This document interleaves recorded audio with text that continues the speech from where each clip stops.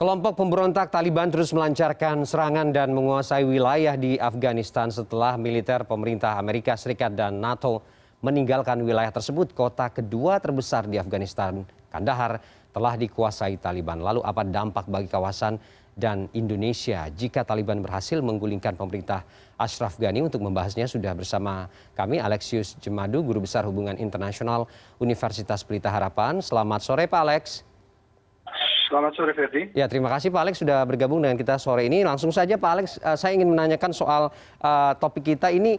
Hari ini, sampai hari ini ya, kita kelompok Taliban ini terus mencoba untuk melakukan perebutan kekuasaan di Afghanistan setelah kemudian militer Amerika ini memutuskan untuk meninggalkan negara itu bulan September nanti. Secara makro kita ingin melihat apa dampak yang cukup besar begitu Pak ya dari kondisi ini terhadap negara kawasan. Ya, dampaknya terhadap kawasan itu saya catat ada 3 yang sangat penting ya. Yang pertama itu adalah ini akan menimbulkan ketidakstabilan regional di kawasan itu. Mengapa? Karena akan memaksa negara-negara sekitarnya untuk memilih. Mereka harus memilih siapa? Apakah mendukung pemerintahan Presiden Ashraf Ghani ya, yang sekarang memerintah, atau mendukung Taliban. Jadi ini akan menimbulkan ketidakstabilan regional. Kemudian yang kedua, yang tentu saja terjadi adalah krisis kemanusiaan. Ya, akan ada ribuan pengungsi, terutama perempuan dan anak-anak itu akan menderita karena konflik ini, karena situasi chaos, anarkis, ya, dan akan menimbulkan banyak kekerasan, terutama terhadap warga sipil. Dan ini akan menimbulkan gelombang pengungsi yang luar biasa seperti yang terjadi sebelumnya. Dan yang ketiga tentu itu penularan COVID-19 ini terjadi di tengah pandemi, dan Afghanistan bisa menjadi satu epicentrum penularan COVID-19, dan itu tidak ada orang yang bisa merawat sipil yang terlindungi sama sekali. Oke, Pak Alex, prediksinya kemudian akan mengalami krisis legitimasi besar begitu. Apa poin Anda soal ini? Iya, kesulitannya itu pemerintahan Presiden Ashraf Ghani itu tidak dipercaya lagi oleh Amerika Serikat dan NATO, sehingga mereka meninggalkannya dan tidak mendukung lagi. Dan itu menimbulkan tanda tanya, mengapa tidak bisa dipercaya? Ya mungkin karena di dalam pemerintahan ada korupsi, tidak bisa diandalkan, ya, moral militernya juga turun, ya, tidak jelas motivasinya untuk mempertahankan kekuasaan dan lain sebagainya, dan ini menimbulkan suatu krisis legitimasi bagi pemerintahan di Kabul, karena Barat tidak percaya lagi kepada pemerintahan yang ada dan mereka meninggalkan, dan ini menimbulkan satu tanda tanya besar, ya, mengapa tidak bisa dipercaya dan mengapa ditinggalkan? Mungkin karena ada masalah internal di dalam pemerintahan Presiden Ashraf Ghani. Akan mungkin saja terjadi pergantian kekuasaan Pak dengan kondisi seperti itu? Ya, sebelum terjadi pergantian kekuasaan akan terjadi konflik kekerasan, akan terjadi situasi yang chaos, akan menuju negara gagal, karena sebagian besar wilayah sudah dikontrol sama Taliban. Ya kan? Anda bisa bayangkan negara seperti itu, tidak ada satu kekuatan terpusat yang bisa mengontrol.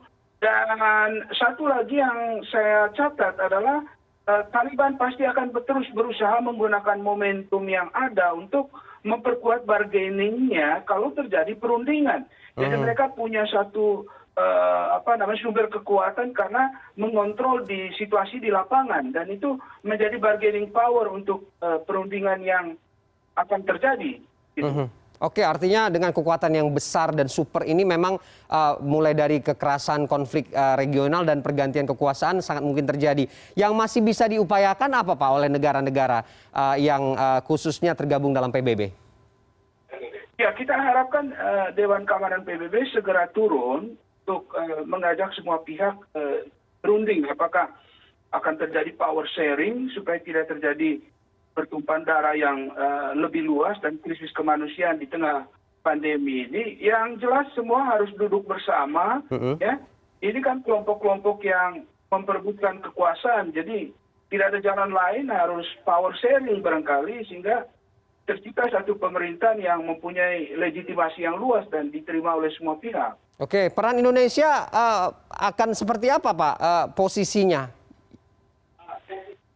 Ya, Indonesia sebenarnya sudah berperan aktif ya. Kita tahu Presiden Jokowi berkunjung ke sana tahun 2017 ya. Kita juga punya hubungan dengan beberapa tokoh agama, tokoh masyarakat di Afghanistan. Tapi sekali lagi, kalau Indonesia tidak diizinkan oleh pihak-pihak bertikai untuk ikut berperan, agak sulit kita untuk menunjukkan peran kita yang bisa membantu menyelesaikan persoalan di sana. Jadi sangat bergantung kepada sikap dari pihak-pihak yang bertikai begitu. Oke, terakhir Pak Alex, dengan eskalasi konflik yang terus terjadi dan juga belum terlihat akan mereda, posisi WNI bagaimana Pak? Apakah segera untuk dievakuasi, untuk diamankan dulu atau bagaimana juga dengan nasib-nasib diplomat kita yang ada di sana?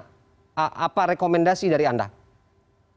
Ya, kita melihat beberapa negara barat mulai ancang-ancang evakuasi warganya. Tentu mereka mempunyai sumber informasi intelijen yang kredibel akan apa yang terjadi. Karena itu saya pikir pemerintah Indonesia perlu memikirkan contingency plan, ya sudah mulai memikirkan skenario untuk rescue, evakuasi warga kita, sehingga nanti kalau benar terjadi situasinya tak terkendali, warga kita semua selamat dan mereka bisa dipulangkan ke Indonesia dengan selamat dan keluarganya gitu.